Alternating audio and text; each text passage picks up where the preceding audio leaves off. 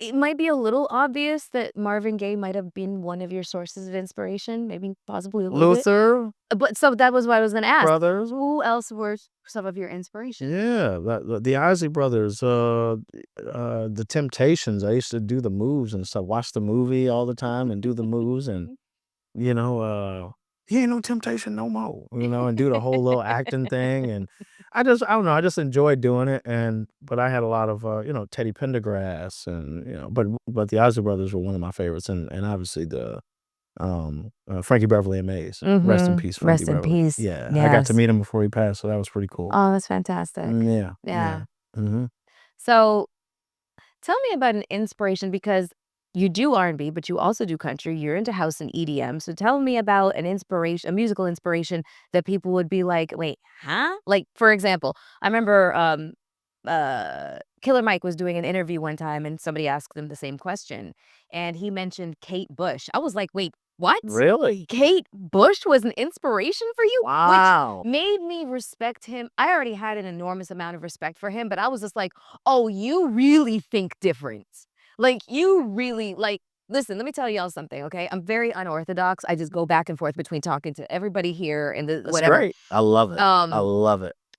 One of my favorite songs by Kate Bush is this song called Cloud Busting. You have got to Google that song. And the context for the song is if you've ever watched The Handmaid's Tale, that song plays a very pivotal role. I believe it was like season 3, maybe episode 8. And if you watch the show, you'll totally understand what I'm talking about. But I mean, this song just kind of like rips you to shreds from like Really? inside out. It is a very, very, very visceral, like, just incredible song. So I'm just interested to know, like, who is some of your musical inspirations that people would be, like, really shocked by, like Willie Nelson type thing? Nah, they wouldn't be shocked with the first one, so I don't even have to say the first one because the first one's a given. Well, nobody's gonna be surprised. Come on, as a writer, R. Kelly's the best writer R&B. Oh. Yeah, I mean, you gotta give credit where it's due. You have to give credit. Stop. No, we do. Don't get it. I know. Don't Listen, start. I'm not. Don't I promise. start. It's just weird. Mel. Ah, Don't start. it's sometimes. Number 2. I'll get to number 2. It's a lot. John Mayer's number 2. Okay. Incredible writer. And you know what? He's cool as a fan. Same. Just cool as a fan. I knew number 1 was going. I mean, listen, I was in one of his videos, okay? Yeah, I was in Happy People. Yep, I am. Oh, I I'm can't in wait Happy to People. watch And guess what I'm doing? I'm again. smoking a cigar. Are you really? Yes, I'm in a table full Oh, of guys. so you really? I am a fuck with real cigars cigar like- smoker. I thought you was bullshitting me. No, Okay. I remember, like, Like- listen, my dad I love the smell of cigars when I Well- was growing up, and I was 8 years old, and I was just staring at my Yeah. dad one time smoking cigars with his boys, and he was like, "You want to try?" And I said, "Yeah, actually, I do." And so I started like coughing up a lung, and he was just like, "I'll show you how to do it right." Right. Weird. No, Like- no, it's super sexy when I saw you doing it. Thank you. Mhm. It's a Yeah. little side story. When you smoke a cigar, the whole like part of I don't know, it's this thing to see how far you can get the ash, like to just stay there, right? Just the ash just grows and grows and grows and grows. It's gross. It does. Yeah. It So the does. whole It point, does. you hold the the more cig- you enjoy it. Yeah, but you're supposed to like just let that ash just keep growing. Absolutely. And so I'm sitting there on the stage while you're serenading me and shit like that, and here ash drops right in my crotch. I was like, and I was like, there's I don't know how many thousands of there's people. 30,000 people in front of you. Like, there's ash on it. No, so my legs were crossed like this, and Rachel was sitting right next to me. I was like, Rachel, I just spilled ash in my crotch. I don't know what So you're to just do." trying to like do like little. No, so I'm like literally like scooping. Like get it out, get it out, get it out. It was awkward. It was an experience, and then No, it was. and then but I it was just like, great, I though. need to get rid of the ash so he doesn't see. Like my crotch is white right I now. would have just been nothing. It looked right. I've been trying to do my best to be good on this right now. I've been Okay. doing pretty good so far. I've been doing pretty good. Okay. All right. Talking about knocking the dust off.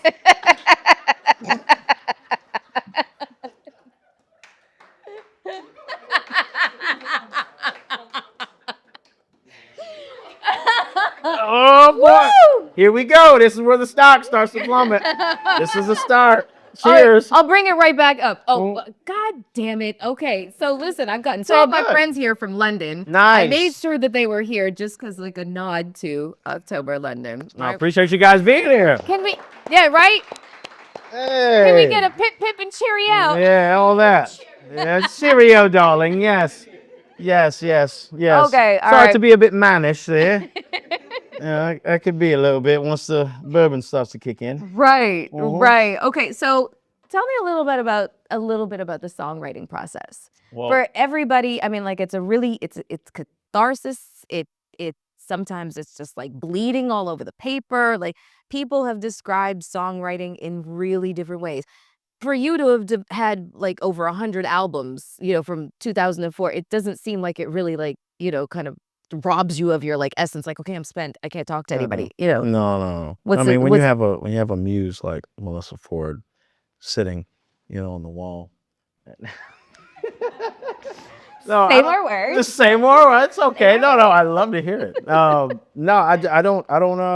I don't use paper or pen anymore. I stopped doing that a long time ago. I just go. Really? Hmm.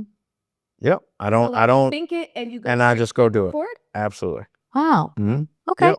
Yeah, and I give me 30 to 45 seconds, and I'll have a whole hook, and then I might take my time a little bit on the verses. So you give it an hour, and you have a song. But 30 to 45 seconds, I need to hear a hook. Otherwise, I feel like I'm forcing it. So when Snoop calls and says, "Hey, I got this beat. I want you to hear such and such sent it.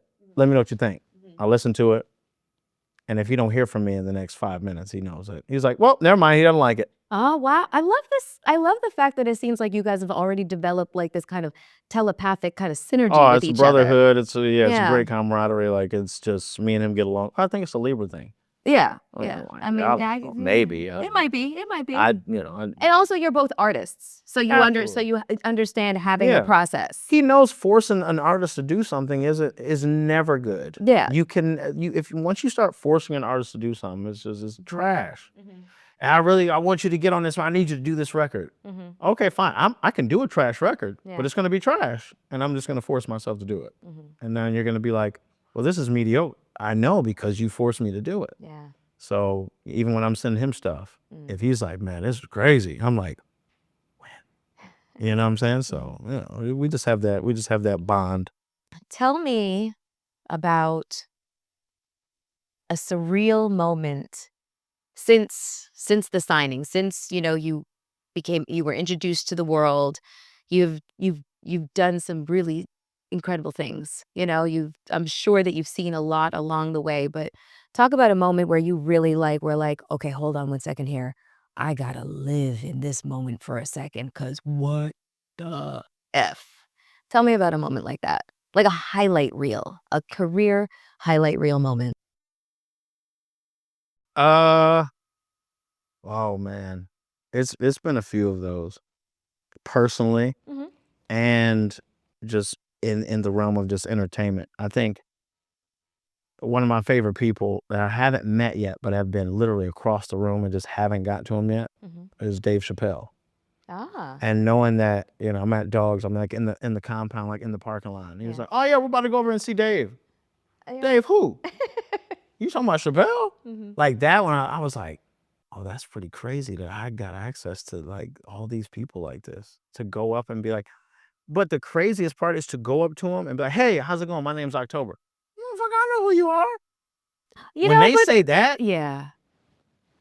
That's great though. no, it just blows because I'm like, to me, I'm just an Indiana kid just making No, music. but I mean, I love the fact that humility still, kind of lives and exists in you. Yeah.